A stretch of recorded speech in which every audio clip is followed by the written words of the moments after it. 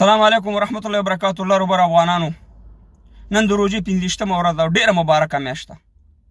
الله ته معلومات دی چې چا ازار او د چا دوا لګي، خو ازار وکړئ نن چې خدای رب العالمین ته پاکستان ټوټې ټوټې کې خدای دغه پاکستان چې د اسلام په ضد او د پښتنو په ضد جوړ شوی، خدای دا تباه او برباد کې خدای دغه کوپار چې دغه افغانستان ته راغلي، خدای دغه ټوټې ټوټې کې خدای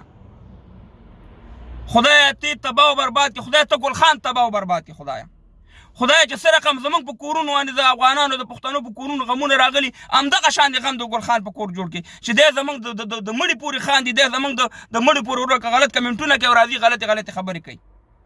افغانانو دې روژې مبارکه میاشت ده وکړئ د اخرې. په دې روژه کې ما یو ویډیو کړې وه چې کله عارف وزیر افغان شهید شو، د دهشتګر ریاست شهید کو، نو ما دا ویډیو کړه. ما په دې ویډیو کې ویلې چې راځئ اټک پرېږدئ، راځئ چې په اسلام آباد باندې حمله وکړو. زه نن دا وایم چې اسلام آباد خو پرېږدئ، راځئ چې لر او بر افغانان یو ځای شو په لاهور باندې حمله وکړو. راځئ چې د لوی افغانستان بیرغ د انډیا په بارډر ولګو. راځئ چې یو د آزاد پښتونستان بیرغ په لاهور ولګو. ولې زه په ثبوت باندې خبره کوم، زه بغیر منطقه دلیل خبره نه کوم. چا سره برناقه څوک دښمني نه کوي، دښمني هله کوي چې څه یې ورته ضرر یې ورته رسولی. زه تاسې باندې دا 3 ویډیوګانې ګورم، بیا تاسې سره خبرې کوم. لر او بر افغان ټول ودرېږو. راځئ چې موږ او تاسې دا وویو چې اسلام آباد نیسو، اټک نه اسلام آباد نیسو. که دا تاسې وننو په 10 ورځو کې زه د خدای نہ میرا اختیار تھا نہ میرے ہاتھ میں یہ ایسے اختیارات تھے.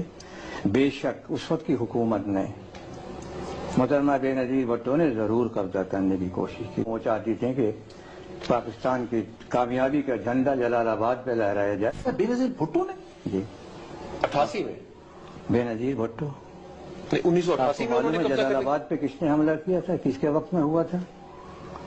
محترمہ کے حکم پہ ہوا تھا. اور کیا حشر بنا تھا؟ بولیے ارنب میں صرف ایک چیز کہنا چاہتا ہوں. دیکھیے بلوچستان آزاد ہوگا، ان کو اچھا لگے برا لگے، یہ میرا پتلا ٹانگے یا مجھے خود لے جا کے پاکستان میں ٹانگ دیں، مجھے 2 روپے کا فرق نہیں پڑتا. بلوچستان آزاد ہوگا، ہم ان کے سمپرک میں ہیں. جو بلوچی فریڈم فائٹرز ہیں وہ ہمارے دوست ہیں، وہ ہمارے بھائی ہیں. ان کو غلطی سے یہ لوگ ٹیررسٹ بولتے ہیں پاکستانی، وہ ٹیررسٹ نہیں ہیں. ٹیررسٹ آپ کے بھیجے ہوئے کشمیر میں ہیں. بلوچی فریڈم فائٹر ہیں، وہ ہمارے بھائی ہیں، ہم ان کے ساتھ کھڑے ہیں. اور آخری بات ارنب، وہ دن دور نہیں ہے جب انڈیا کا ہائی کمیشن کوئٹہ میں ہوگا اور بلوچستان کا ہائی کمیشن نئی دلی میں ہوگا. ارنب تاسې وکړئ دا ویډیوګانې. د اوله ویډیو کې ما ویلي دي چې راځئ په اسلام آباد باندې ورځو. ولې ورځو؟ دا بله ویډیو کې تاسې وګورئ چې میرزا اسلام بیګ چې د هغې وخت کې آرمي چیف و د پاکستان، هغه وایي چې موږ بېنظیر بوټو دا پلان جوړ کړو چې افغانستان باندې حمله وکړي، 15مه صوبه یې جوړه کړئ. او دا بله ویډیو کې تاسې وکتل چې د انډیا یو دغه وایي چې موږ غواړو چې آزاد بلوچستان جوړ کړو. زما په دغه جلال آباد په حمله کې چې په 1988 کې 1889 کې شوی وی، په دغه کې زما د فامیل 8 کسان موږ شهیدان ورکړي، زما د کوره.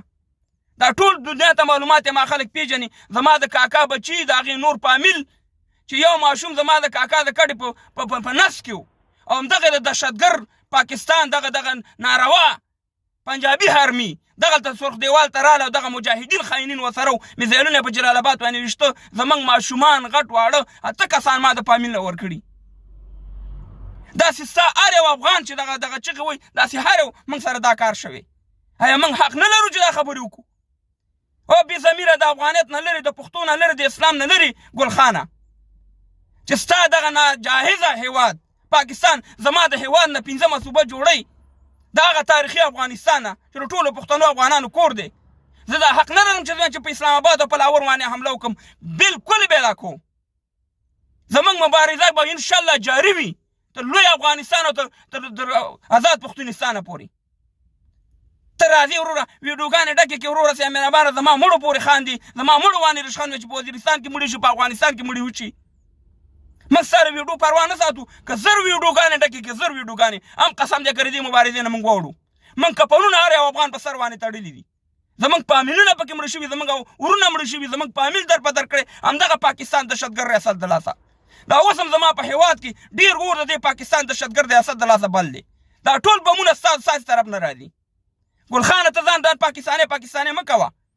ستا حیثیت د یو مزدې د کلنډر دی، لکه یو مزده چې د چا وي په بوټ تاکال وانې یوې ډریوري بلې کلنډر وي او مالکان یې نور وي د پاکستان مالکان امریکا او برطانیه ده او پنجابی ډریور دی د پاکستان او ته یو کلنډر یې دلته ما یوه کس د ماشوم لګولی چې هغې سره یې څه وکړ چې یاره ته یو پښتوني پټان او دا نن هم لاهور ته لاړ شه او زه هم د سره ځم تا ته دې پاکستاني ووایي ګلخانه تا ته به وایي چې پټان راغی تا هغه پاکستانیان کې حسابی نه یو سړی چا وایي خیرات کې نه پرېښودی ویل چې ما له ټول کلي ملک که ستا ویډیو یا ستاسې کمنټونه چې دي داسې ایټم بم خو نه چې ایټم بم دی چې موږ به ویرېږو او ستا دغه دروغنو ایټم بم نه موږ نه یېرېږو چې هغه د درې نه شکې مکې ویوړې او باروت هلته خلاص کړو دروغنو پاکستان خو ټول په دروغو جوړ دی سره دې 7 لکه پوځ موږ ته پروا نه راځي زموږ زړونو ته تکلیف رسېدلی موږ تباه او برباد کړي دي پاکستان ته راشه د انډیا والا پسې ویډیوګانې وکړه چې هغه وایي چې موږ آزاد بلوچستان غواړو ته راشه د انډیا والا پسې ونښله چې هغه وایي چې موږ د ګلګل بلوچستان د موسم حال د انډیا په ټي وي کې ښایي ته راځې پښتنو ته تکړی بې غیرته بې ضمیره ګلخانه نه در کې پښتو شته نه در کې غیرت شته انشاءالله دا آزاد پښتونستان به جوړیږي لوی افغانستان به جوړیږي آزاد بلوچستان به جوړیږي دا ملک به خدای ټوټې کوي ای افغانانو لرو بر افغانانو د بنګلادیشان نه کمزوري ناستې دومره بنګلادیشانو ازادي واغسته وارې د دې دهشتګرد ریاست نه ازادي دا د اسلام او د پښتنو په ضد جوړ شوی موږ درد لیدلی دی موږ ستا د زر ویډیوګانې کې وکړې قسم دی کوي وختومره موږ یو افغان یو پښتون واړی د خپلې مبارزې نه موږ هر شي ته تیار یو په هر ځای کې تیار یو دا ویډیو شیر کوي افغانانو وکړئ آزاد پاکستان پسې اولنی آزاد پاکستان پسې وکړئ چې خدای ته ټوټې کې دا د اسلام دپاره نه دی جوړ شوی دا د اسلام په ضد او د پښتنو په ضد جوړ شوی خدای ته ټوټې او دا نور هم خدای ورسره کفار تباه او برباد کړي زموږ پښتنو سره ظلم کوي